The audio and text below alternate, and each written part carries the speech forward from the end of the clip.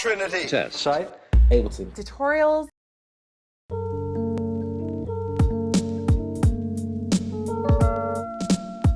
Hey everybody, this is Graham Burgess. Just want to do a quick tutorial on something that I like to do to make my samples have a little bit more atmosphere or to add a cool effect at the beginning of them.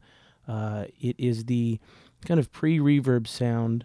You've heard it on the song In the Air Tonight by Phil Collins. And in the creepy TV scene from Poltergeist. Can you find me? Can you find a way home to us, baby?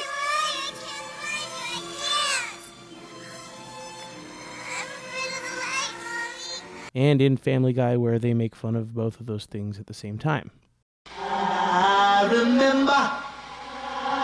remember, don't worry, how could I ever forget? So all we have to do to achieve that effect is you take your sample. Now I have a sample here, and unfortunately, for some reason, I'm getting a lot of kind of digital static on it, so you have to bear with me here, but this is just the sample. And this is the kind of sample that it usually works well with, kind of longer notes, something that lends itself to something more atmospheric. We'll just take a quick listen.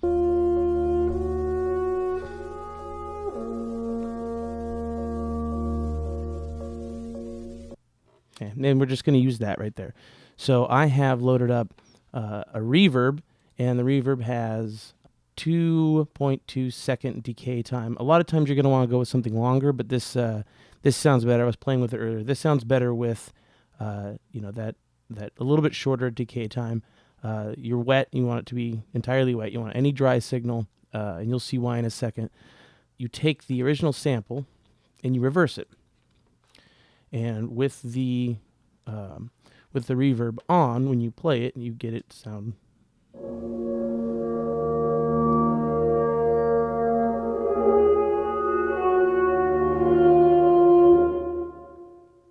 All right, so you can kind of hear some of that sound already. So what we want to do is we want to create another track, and we're going to have this track resample the first track. So you can do that one of two ways. If you've got multiple tracks playing, but you only want to record one of them, over here you want to tell it to take the audio from one audio. This is the one audio channel here. And so in the other track that you have here, you can tell it one audio. Or if you don't mind, or if you only have one thing up, you hit resampling. So and right now, because we only have one track, they're going to do the same thing. So we arm that track. We start from here. We hit record.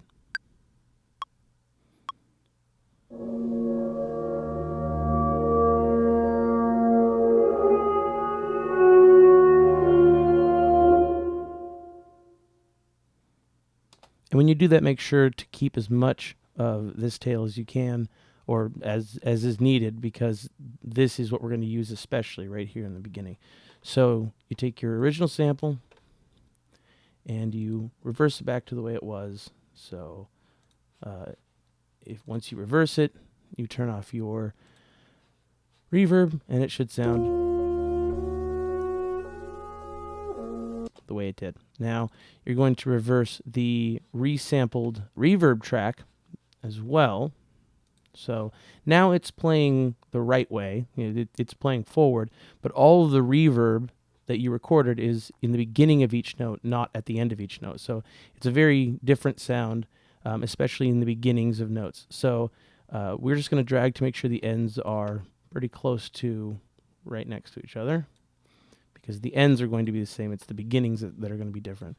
So I'm going to go ahead and turn this track back on, and we'll play them both together with no cuts, so you can hear how they sound. I'm going to turn it down because I think it's probably going to end up getting a little too loud. Let's take a listen to both of them together.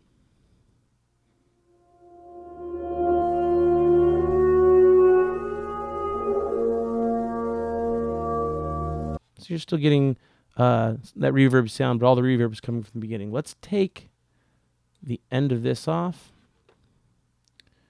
so that we're just using the pre-reverb to hear how that sounds.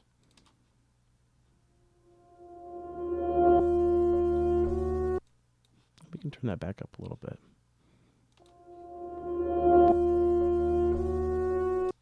And there are ways, obviously, to kind of fade them into one another. You can always automate the volume here so that it comes up.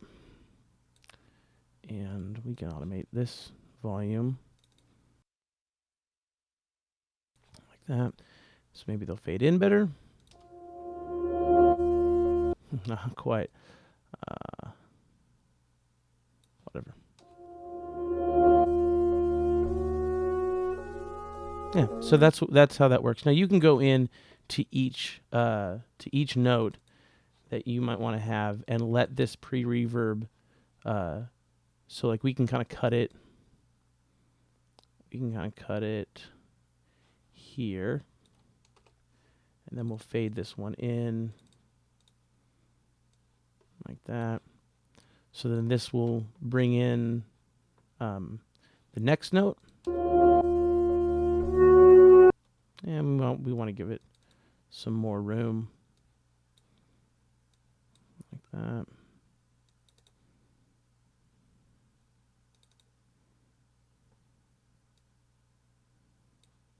And we're being really sloppy with the automation just because that's not what we're doing. Yeah, again, you'd really have to play around with it, but the idea is that you're able to kind of get this reverse hit in there. So what I've also done, just to kind of show you, is I've taken from YouTube, I found a version of Freddie Mercury singing "We Are the Champions," but just the a cappella version. I've paid my dues. Let's just take that very beginning part. We're going to do the exact same thing to it, and you'll see kind of how that works. So if we turn this back on, okay, and we're going to reverse the track.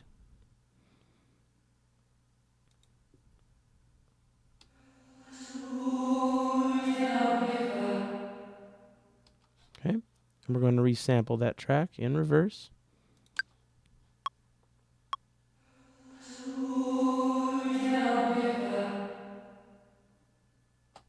Okay, so let's go ahead and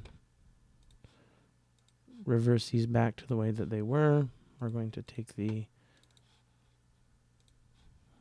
reverb off of that, and then remember we're just going to line up the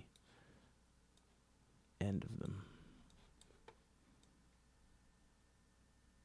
That's close enough. So together, they're going to sound like...